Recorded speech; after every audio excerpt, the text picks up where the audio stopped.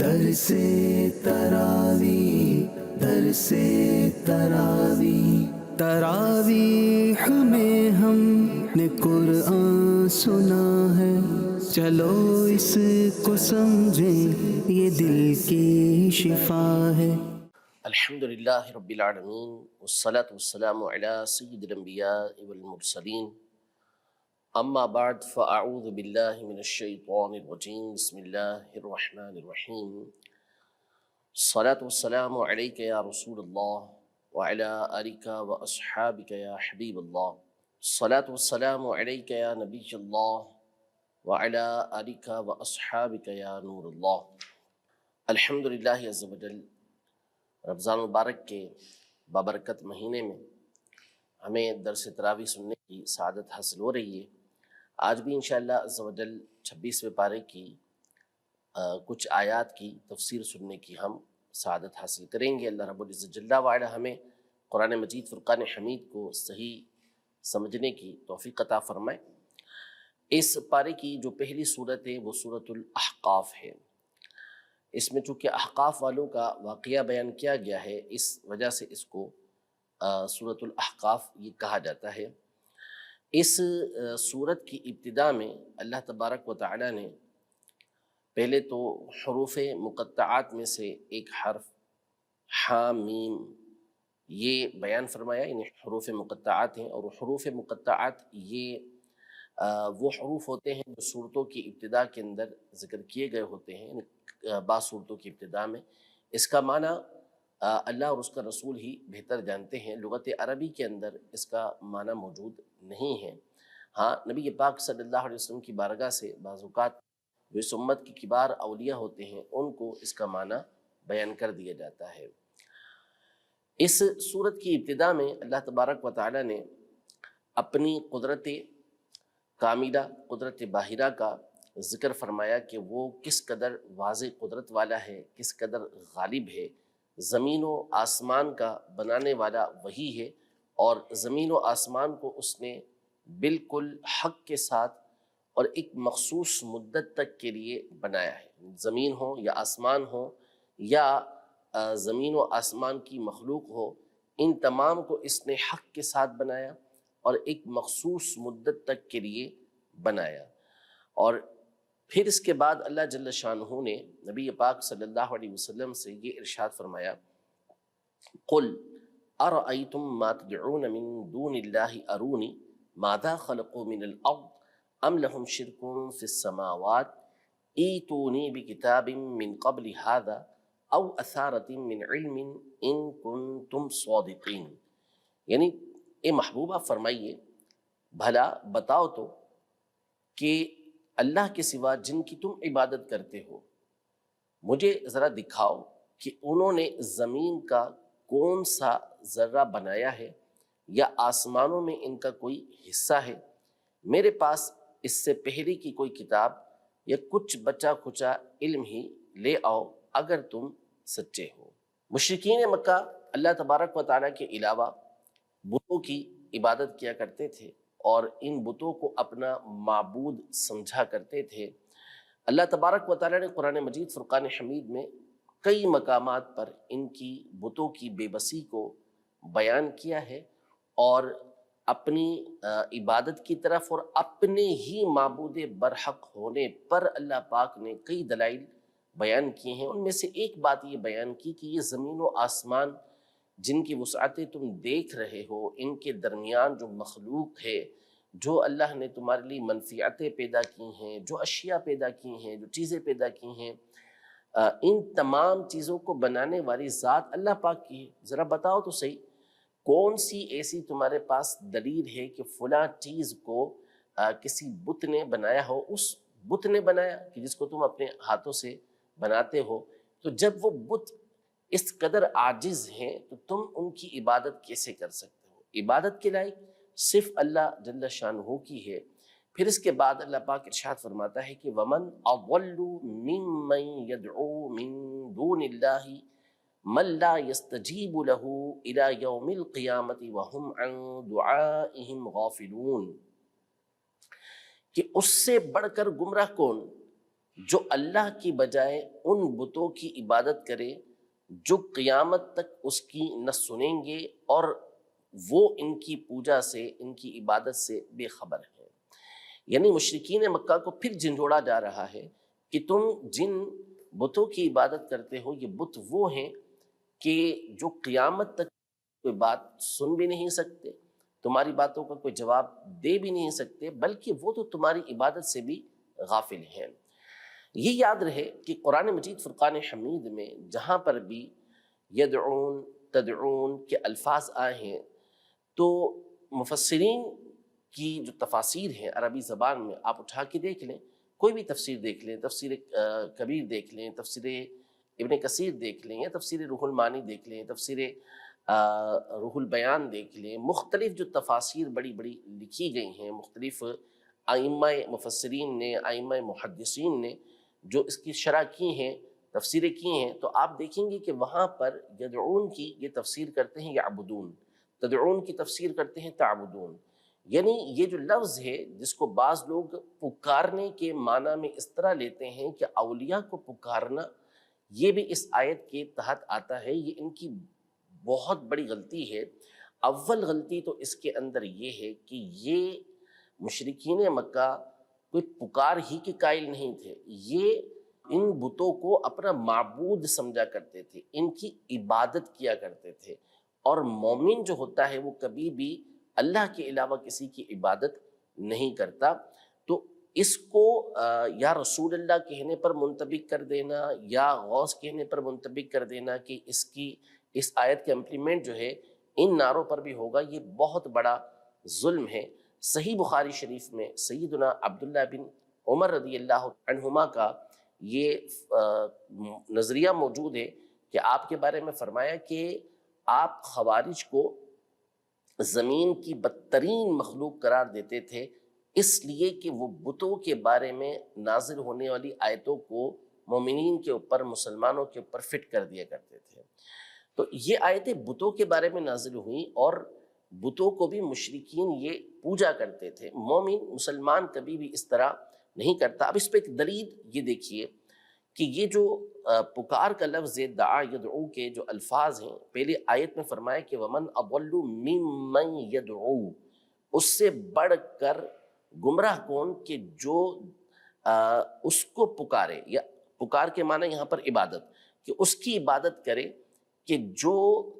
قیامت تک اس کی بات کا جواب بھی نہیں دے سکتا اور اس کی عبادت سے وہ غافل ہے، دعا سے غافل ہے۔ اس پر دلیل کیا ہے؟ اس پر اگلی آیت دلیل کے طور پر موجود ہے کہ اللہ پاک اس کے بعد فرماتے ہیں کہ وَإِذَا حُشِرَ النَّاسُ كَانُوا لَهُمْ أَعْدَاءً وَكَانُوا بِعِبَادَتِهِمْ كَافِرِينَ۔ پہلے ذکر کیا مشرکین کا، اگر ان لوگوں نے کہ جو اس کا ترجمہ بس لازمی طور پہ یہ کرتے ہیں کہ نہیں یہاں پکارنا مراد ہے، عبادت مراد نہیں ہے،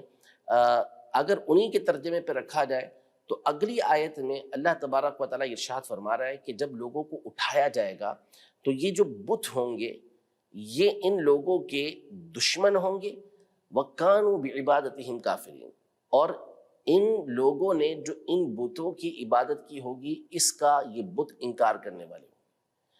یعنی پہلی آیت میں جو لفظ تھا اس کی تشریح یہاں پر ہو رہی ہے کہ بت قیامت کے دن ان کی عبادت کا انکار کریں گے، تو اس کا مطلب یہ ہوا کہ مشرکین مکہ کا جو پیچھے تذکرہ ہو رہا ہے وہ عبادت کا تذکرہ ہو رہا ہے، کہ وہ اللہ کے علاوہ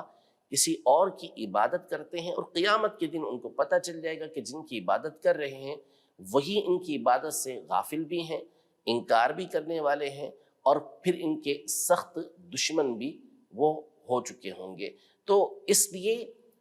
اس طرح کی جو آیات ہیں اس کو مسلمانوں کے اوپر فٹ کرنا یہ کسی صورت بھی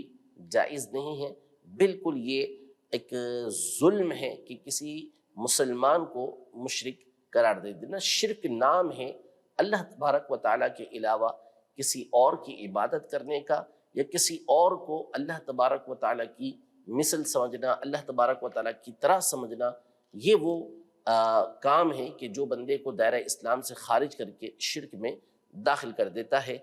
اس سورت کے آخر میں اللہ تبارک و تعالیٰ نے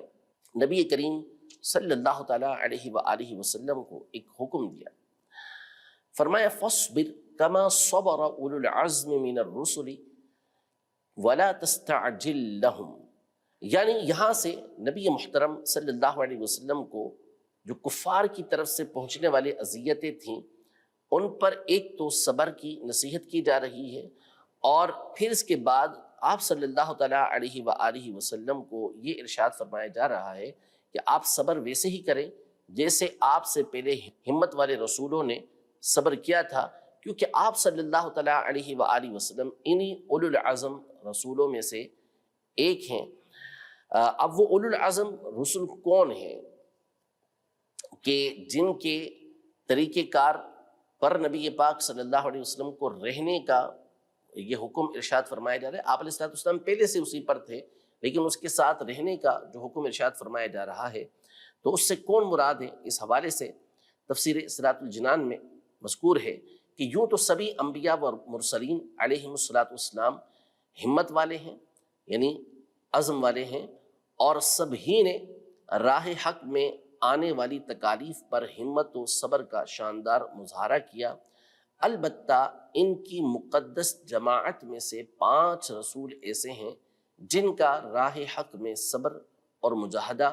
دیگر انبیاء و مرسلین علیہم السلام سے زیادہ ہے، اس لیے انہیں بطور خاص اولو العزم رسول کہا جاتا ہے۔ اور جب بھی اولو العزم رسول کہا جائے تو ان سے یہی 5 رسول مراد ہوتے ہیں، اور وہ 5 رسول کون ہیں؟ نمبر 1 ہمارے آقا محمد مصطفیٰ صلی اللہ تعالیٰ علیہ وآلہ وسلم کی ذات گرامی۔ نمبر 2 حضرت سیدنا ابراہیم علی نبینا وعلیہ الصلاۃ والسلام۔ نمبر 3 حضرت سیدنا موسیٰ علی نبینا وعلیہ الصلاۃ والسلام۔ نمبر 4 حضرت سیدنا عیسیٰ علی نبینا وعلیہ الصلاۃ والسلام۔ اور نمبر 5 حضرت نوح علیہ الصلاۃ والسلام، کہ ان 5 کو اولو العزم رسول کہا جاتا ہے، اور بعض دیگر آیات میں خاص طور پر ان 5 کا تذکرہ بھی موجود ہے، جیسا کہ سورۃ الاحزاب میں اللہ تبارک و تعالی ارشاد فرماتا ہے وَإِذْ أَخَذْنَا مِنَ النَّبِيِّينَ مِيثَاقَهُمْ وَمِنْكَ وَمِن نُوحٍ وَإِبْرَاهِيمَ وَمُوسَىٰ وَعِيسَىٰ ابْنِ مَرْيَمَ وَأَخَذْنَا مِنْهُمْ مِيثَاقًا غَلِيظًا۔ یعنی اے محبوب یاد کرو جب ہم نے نبیوں سے ان کا پکا وعدہ لیا، اور آپ سے اور نوح اور ابراہیم اور موسیٰ اور عیسیٰ بن مریم سے عہد لیا، اور ہم نے ان سب سے بڑا مضبوط پختہ وعدہ لیا۔ تو دیگر انبیاء کرام علیہ السلام کا ذکر فرمانے کے بعد خاص طور پر ان 5 انبیاء کرام علیہ السلام کا ذکر کیا۔ اسی طرح سورہ شورى کی آیت نمبر 13 میں اللہ تبارک و تعالی ارشاد فرماتا ہے شرع لکم من الدین ما وصى به نوحا والذی اوحینا الیک وما وصینا به ابراہیم وموسیٰ وعیسیٰ، یعنی اس نے یعنی اللہ نے تمہارے لیے دین کا وہی راستہ مقرر فرمایا ہے جس کی اس نے نوح کو تاکید فرمائی، اور جس کی ہم نے تمہاری طرف وحی بھیجی، اور جس کی ہم نے ابراہیم اور موسیٰ اور عیسیٰ کو تاکید فرمائی۔ یعنی ان تمام کا دین ایک ہے، تمام انبیاء کا دین ایک ہی ہے، یعنی وہ سب کے سب توحید کی طرف بلانے والے، آخرت کی طرف بلانے والے ہیں۔ فروعات کے اندر الگ الگ احکام ہوتے ہیں، لیکن جو مقصد اصلی ہے وہ آخرت کی طرف بلانا اور اللہ تبارک و تعالیٰ کی توحید کی طرف ان کا بلانا ہے، اور پھر انبیاء کرام علیہ السلام پر ایمان لانا کہ جس نبی کے زمانے میں وہ بھیجے گئے تھے اس میں ایمان لائے، اور جب نبی آخر الزماں صلی اللہ تعالیٰ علیہ وسلم کی بعثت ہو گئی تو اب انہی کے اوپر یعنی ان کو سب سے آخری نبی ماننا یہ ہر ایک کے اوپر لازم ہو گیا کہ ان کی ہی پیروی اب کی جائے گی۔ اس بارے میں ویسے تو اور بہت سارے مضامین موجود ہیں، اور بڑی تفصیل کے ساتھ اللہ پاک نے اس بارے میں مختلف واقعات کو بھی بیان کیا ہے۔ البتہ اس پارے کے اندر جو اہم ترین ایک صورت ہے وہ سورہ حجرات ہے، جس میں اللہ تبارک و تعالیٰ نے بالخصوص نبی پاک صاحب لولاک صلی اللہ تعالیٰ علیہ وآلہ وسلم کی بارگاہ اقدس کے جو آداب ہیں، کہ کس طرح نبی پاک صلی اللہ علیہ وسلم کی بارگاہ میں حاضر ہونا ہے، کیسے آپ سے گفتگو کرنی ہے، کس طرح آپ صلی اللہ تعالیٰ علیہ وآلہ وسلم کے معاملات کے اندر احتیاط برتنی ہیں ان کو بڑی تفصیل کے ساتھ اللہ پاک نے بیان فرمایا ہے۔ چنانچہ اس سورت کی پہلی آیت میں اللہ تبارک و تعالی ارشاد فرماتا ہے یا ایھا الذین آمنوا لا تقدموا بین یدی اللہ ورسولہ واتقوا اللہ ان اللہ سمیع علیم۔ ترجمہ، اے ایمان والو، اللہ اور اس کے رسول سے آگے نہ بڑھو اور اللہ سے ڈرو، بے شک اللہ سننے والا جاننے والا ہے۔ اس آیت میں اللہ تعالیٰ نے ایمان والوں کو اپنے حبیب صلی اللہ علیہ وسلم کا ادب و احترام ملحوظ رکھنے کی ایک تعلیم دی ہے، جس کا خلاصہ یہ ہے کہ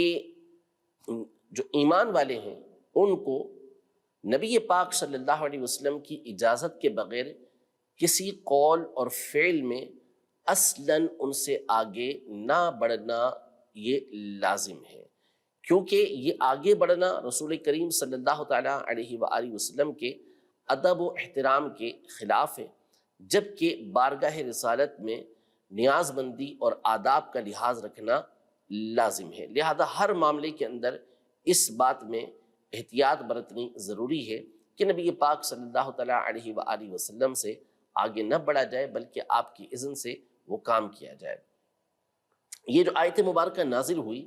اس کے شان نزول میں مفسرین نے مختلف روایتیں ذکر کی ہیں، جن میں سے ایک یہ ہے کہ چند لوگوں نے عید الاضحیٰ کے دن سرکار دو عالم صلی اللہ تعالیٰ علیہ وآلہ وسلم سے پہلے قربانی کر لی، تو ان کو حکم دیا گیا کہ دوبارہ قربانی کریں، اور تاکید کی گئی۔ دوبارہ قربانی کرنے کی اور بھی وجوہات حدیث پاک کے اندر موجود ہیں، لیکن تاکید بھی کی گئی ساتھ کہ نبی پاک صلی اللہ تعالیٰ علیہ وآلہ وسلم سے آگے نہ بڑھیں۔ دوسرا، حضرت عائشہ رضی اللہ تعالیٰ عنہا سے مروی ہے کہ بعض لوگ رمضان سے ایک دن پہلے ہی روزہ رکھنا شروع کر دیتے تھے، ان کے بارے میں یہ آیت نازل ہوئی اور حکم دیا گیا کہ روزہ رکھنے میں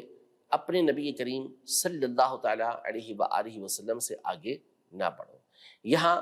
بڑی عشق والی بات، محبت والی بات اور خوبصورت بات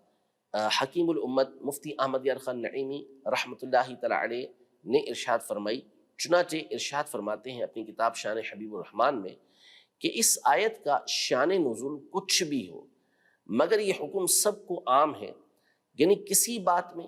کسی کام میں حضور علیہ الصلوۃ والسلام سے آگے ہونا منع ہے۔ اگر حضور علیہ الصلوۃ والسلام کے ہمراہ راستے میں جا رہے ہوں تو آگے آگے چلنا منع ہے، مگر خادم کی حیثیت سے یا کسی ضرورت سے اجازت لے کر چلنا منع نہیں۔ اگر ساتھ کھانا ہو تو پہلے شروع کر دینا، اس کی اجازت نہیں۔ اسی طرح اپنی عقل اور اپنی رائے کو حضور علیہ الصلوۃ والسلام کی رائے سے مقدم کرنا حرام ہے۔ یعنی ایک طرف نبی پاک صلی اللہ تعالیٰ علیہ وسلم کا ارشاد گرامی ہو جس کے معنی بالکل واضح ہیں، اور دوسری طرف کوئی شخص اپنی رائے اس کی پیش کرے کہ نہیں میری رائے کے اندر اس طرح ہونا چاہیے، تو اس کی رائے کو چھوڑا جائے گا، اور اس شخص کے لیے لازم ہے کہ ایسی رائے وہ پیش بھی نہ کرے کہ جو نبی پاک صلی اللہ تعالیٰ علیہ وسلم کی رائے سے مقدم نظر آئے، بلکہ نبی کریم صلی اللہ تعالیٰ علیہ وسلم کی رائے کو ہی اپنے اوپر مقدم کرے۔ ہاں، بعض اوقات جیسے صحابہ کرام علیہم رضوان سے خود نبی کریم صلی اللہ تعالیٰ علیہ وآلہ وسلم نے مشورے طلب کیے، ان کی آراء کو، ان کی رائے کو طلب کیا، تو وہاں صحابہ کرام علیہ رضوان نے اپنے اپنے مشورے یا اپنی اپنی آراء کو پیش کیا۔ وہ ایک الگ میٹر ہے کہ وہ ادب کے خلاف نہیں ہے۔ اس آیت کے بعد اللہ پاک نے نبی پاک صلی اللہ علیہ وسلم کی بارگاہ کا ایک اور ادب مسلمانوں کے سامنے ارشاد فرمایا۔ چنانچہ ارشاد فرماتا ہے یا ایھا الذین آمنوا لا ترفعوا اصواتکم فوق صوت النبی ولا تجهروا له بالقول كجهر بعضكم لبعض ان تحبط اعمالكم وانتم لا تشعرون۔ یعنی اے ایمان والو، اپنی آوازیں اس غیب بتانے والے نبی کی آواز سے اونچی نہ کرو، اور ان کی بارگاہ میں بات چلا کر نہ کرو جیسے آپس میں ایک دوسرے کے سامنے چلاتے ہو، کہیں تمہارے عمل برباد نہ ہو جائے اور تمہیں خبر نہ ہو۔ نبی کریم صلی اللہ تعالیٰ علیہ وآلہ وسلم کی بارگاہ کا یہ عالی شان ادب ہے کہ حضور کریم صلی اللہ علیہ وسلم کی بارگاہ میں جب بھی حاضر ہوں تو حضور پاک صلی اللہ علیہ وسلم کی بارگاہ میں انتہائی عاجزی کے ساتھ، انکساری کے ساتھ، ادب کے ساتھ اپنی بات کو عرض کریں، پیش کریں، آواز کو بلند نہ کریں، کہ ادب کا تقاضا یہ ہے کہ آواز جتنی پست ہوگی، جتنی ہلکی ہوگی، اتنا ہی زیادہ احترام کا اس سے اظہار ہوگا۔ اور یہ یاد رہے کہ نبی کریم صلی اللہ علیہ وسلم کی جس طرح ظاہری حیات کے اندر آپ کے سامنے آواز کو بلند کرنا ممنوع تھا، اسی طرح اب بھی نبی کریم صلی اللہ علیہ وسلم کی بارگاہ اقدس میں بالخصوص جب آپ کے مواجہ شریف پر حاضر ہوں تو وہاں بھی ادب و احترام کے ساتھ گزارشات کرنا یہ بندے پر لازم ہے۔ مزید اس کو اور واضح یوں سمجھ لیں کہ کچھ باتیں ایسی ہوتی ہیں کہ جس میں آواز کو اگر بلند کیا جائے تو وہ بے ادبی شمار ہوتی ہے، جیسے ہم ایک دوسرے کو بعض اوقات زور سے بلاتے ہیں، زور سے ایک دوسرے سے گفتگو کرتے ہیں، لیکن کوئی بڑی شخصیت ہو ہمارے سامنے تو ان کے سامنے ہم آواز کو بلند کرنے سے رکتے ہیں، جھجکتے ہیں کہ نہیں، ان کے سامنے ہم نے اپنی آواز کو پست رکھنا ہے۔ ہاں، بعض چیزیں ایسی ہوتی ہیں کہ اگر ان میں آواز بلند ہو تو اس کو بے ادبی نہیں سمجھا جاتا، جیسے مثال کے طور پر کوئی شخص کسی مجلس کے اندر موجود ہے، کسی اجتماع کے اندر موجود ہے اور وہاں پر بڑی شخصیات بھی موجود ہیں، تو ویسے اگر وہ چلا کر کسی سے گفتگو کرے، چیخ کر گفتگو کرے تو اسے بے ادبی کہا جائے گا، لیکن وہ مثال کے طور پر اسے دعوت خطاب دی گئی، اسے بیان کرنے کا موقع دیا گیا، اب وہ وہاں پر جو گفتگو کرے گا تو ظاہر ہے کہ اس میں اس کی آواز بلند ہوتی ہے۔ اسی طرح کوئی نعت پڑھنے کے لیے آئے تو وہ آواز کو وہاں پر بلند کرتا ہے، تو اس کو بے ادبی نہیں سمجھا جاتا۔ اسی طرح جب بارگاہ رسالت کے اندر کوئی حاضر ہے، جیسے کئی صحابہ کرام علیہم رضوان، انہوں نے نبی پاک صلی اللہ علیہ وسلم کے سامنے قصیدے پیش کیے اور اس وقت کئی صحابہ الگ سے موجود تھے، ان کے سامنے قصائد پیش کیے، تو ظاہر ہے کہ اب وہاں آواز اس طرح کی نہیں تھی کہ جس کی بنیاد پر یہ کہا جائے کہ آواز بلند ہوئی تو اس کو بے ادبی کہا جائے گا، کہ بے ادبی کا جو مدار ہے وہ عرف کے اوپر ہوتا ہے، وہ رواج کے اوپر ہوتا ہے، اور یہاں ایسی کنڈیشن یہ نہیں ہے۔ اس آیت کے بعد جب یہ آیت مبارکہ نازل ہوئی تو صحابہ کرام علیہم رضوان اس حوالے سے بہت زیادہ احتیاط برتنے لگے تھے، اور اس آیت کی تفسیر میں واقعات بھی بہت سارے ذکر کیے گئے ہیں، لیکن میں اگلی آیت آپ کے سامنے عرض کرتا ہوں کہ پھر اس کے بعد صحابہ کرام علیہم رضوان کا معمول کیا ہو گیا کہ اللہ پاک ارشاد فرماتا ہے ان الذین یغضون اصواتهم عند رسول اللہ اولئک الذین امتحن اللہ قلوبهم للتقوی لہم مغفرۃ واجر عظیم، بے شک جو لوگ اللہ کے رسول کے پاس اپنی آوازیں نیچی رکھتے ہیں، یہی وہ لوگ ہیں کہ جن کے دلوں کو اللہ نے پرہیزگاری کے لیے پرکھ لیا، چن لیا، اور ان کے لیے بخشش اور بڑا ثواب ہے۔ اس کے بعد اللہ پاک نے کچھ عرب کے ایسے دیہاتی جو نئے آئے تھے اور بارگاہ رسالت کے آداب سے واقف نہیں تھے، تو ان پر تنبیہ فرمائی کہ یہ لوگ جس طرح نبی پاک صلی اللہ علیہ وسلم کو ان کے حجرے کے باہر سے پکار رہے تھے، اس پر کہا کہ لا یعقلون، یہ سمجھ والے نہیں ہیں، ان کو صبر کرنا چاہیے تھا، نبی پاک صلی اللہ علیہ وسلم کے گھر کے باہر سے اس طرح نہ پکارتے۔ صحابہ کرام علیہم رضوان کا اس حوالے سے معمول کیا تھا؟ جو بارگاہ رسالت سے تربیت یافتہ تھے، نئے آئے تو اس وقت کئی لوگوں کو اس کا ادراک نہیں تھا، پھر جب تربیت حاصل کی تو پھر اور بارگاہ رسالت کے اندر رہے تو پھر ادب کا مرقع بن چکے تھے، وہ ادب کے پیکر بن چکے تھے۔ حضرت سیدنا مغیرہ رضی اللہ تعالی عنہ اور دیگر صحابہ کرام علیہم رضوان یہ ارشاد فرماتے ہیں کہ ہم رسول کریم صلی اللہ علیہ وسلم کے دور میں آپ کے دروازے کو اپنے ناخنوں کے ذریعے کھٹکھٹایا کرتے تھے، یعنی کہیں نبی پاک صلی اللہ علیہ وسلم کو تکلیف نہ ہو، آپ گھر میں آرام فرما رہے ہوں یا اپنے گھر کے اندر کام کاج فرما رہے ہوں اور ہمارے زور سے بجانے کی وجہ سے یا پکارنے کی وجہ سے آپ ڈسٹرب ہوں، تکلیف پہنچے، تو اس طرح احتیاط کے ساتھ ہم دروازہ کھٹکھٹاتے تھے۔ اب نبی پاک صلی اللہ علیہ وسلم شرف اجازت آپ عطا فرمانا چاہتے تو باہر والے کو اجازت عطا فرما دیتے. رب العزت جل وعلا ہم سب کو صحابہ کرام علیہ رضوان کے طریقے پر چلتے ہوئے حضور کریم صلی اللہ تعالیٰ علیہ وسلم کا ہمیشہ ادب و احترام کرتے رہنے کی توفیق عطا فرمائے، اور ہمیں اور ہماری نسلوں کے لیے